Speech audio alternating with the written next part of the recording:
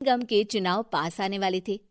पूरे कानपुर शहर में टिकट को लेकर मारामारी शुरू थी, लेकिन सबसे ज्यादा चर्चा में वार्ड नंबर 40 की सीट थी। वो इसलिए क्योंकि इस बार वहां की सीट महिला के लिए आरक्षित थी। अब सवाल ये था कि चुनाव लड़ेगा कौन। इससे पहले ठाकुर साहब वहां से पार्षद थे और इस बार उन्होंने अपनी पत्नी सीमा ठाकुर को टिकट दिलवाई और ठाकुर साहब की शान के कारण सीमा जी ने 20,000 वोटों से चुनाव जीत लिया। अरे बधाई हो सीमा भाभी, अब तो आप वार्ड की पार्षद बन गई हैं। अब तो हमारे काम आप ही करवाएंगी।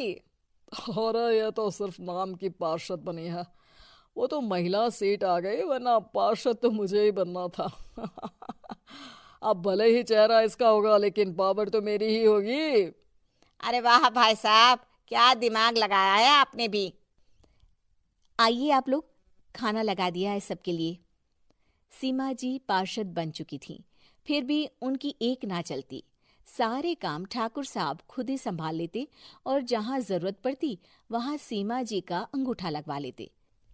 सीमा जी ज्यादा पढ़ी लिखी भी नहीं थी। एक दिन ठाकुर साहब और सीमा एक प्रोग्राम में जाते हैं। अरे ठाकुर साहब, आप आ गए। ओहो, पार्षद मैडम भी आ गई हैं। स्वागत है आप दोनों का। लगता है हमारे पार्षद फंड का सही इस्तेमाल हो रहा है। चलिए अब उद्घाटन करते हैं।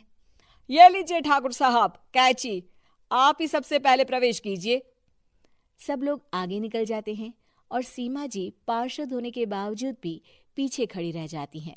वो देखती हैं कि वेलकम बोर्ड पर उनका नाम है, लेकिन महिला होने के कारण कोई उनका सम्मान नहीं कर रहा। अगले दिन एक आदमी उनके घर आता है। अरे ठाकुर साहब नमस्कार। कल ना हम नोटिस किए कि हमारा घर तो अवैध है और नगर निगम वाले उसे तोड़ने आ रहे हैं। अरे कुछ कीजिए ना ठाकुर साहब। देखो भाई, मैं तो ज्यादा कुछ कर नहीं सकता, पर अगर तुम सबकी जेब गर्म कर दो तो कुछ हो सकता है। कुल मिलाकर 4 लाख लगेंगे। अरे 4 लाख ठाकुर साहब? अरे भाई, मैं अपने लिए नहीं मांग रहा हूँ।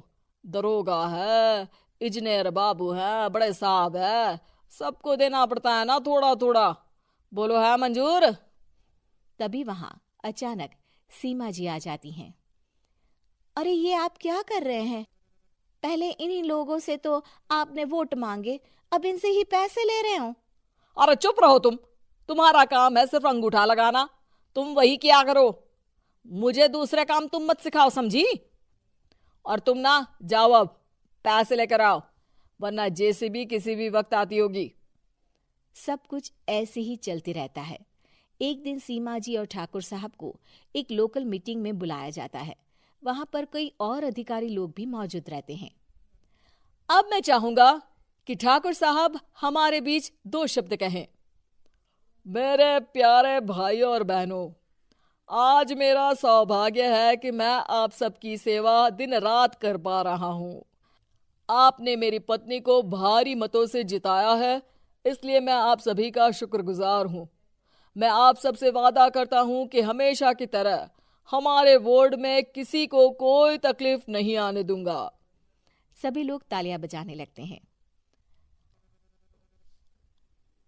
अब मैं माननीय पार्षद मैडम को स्टेज पे बुलाना चाहूंगा। अपने नाम को बुलाया सुनकर सीमा जी एकदम चौंक जाती है। उन्हें बिल्कुल उम्मीद नहीं थी कि इतनी बड़ी जगह उन्हें मंच पर बुलाया जाएगा। जैसे तैसे वो मंच पर चढ़ती हैं। ऊपर जाते ही सीमा जी को सारी पुरानी बातें याद आ जाती हैं कि किस तरह उनके पति उन्हें कभी भी आगे बढ़ने नहीं देते और उनके नाम से गलत काम करते हैं। वो बोलने लगती हैं। मैं आपके वार्ड की पार्षद सीमा हूं। आप में से बहुत कम लोग ही मुझे जानते होंगे, क्योंकि इससे पहले मुझे कभी ऐसा मौका ही नहीं मिला।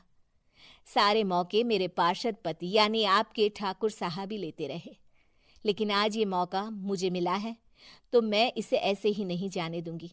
मैं आपको ये बताना चाहती हूँ कि आपके ठाकुर साहब मेरे नाम की आड़ में गैर कानूनी काम करते हैं, जिस पर अंगूठों के निशान मेरे होते थे। इसीलिए मैं अपनी गलती मानती हूँ और आज अपने पद से इस्तीफा देती हूँ, ताकि आगे से कोई गलत काम ना हो पाए। अब फैसला आप सबके हाथ में है कि आप हमें क्या सजा देना चाहते हैं।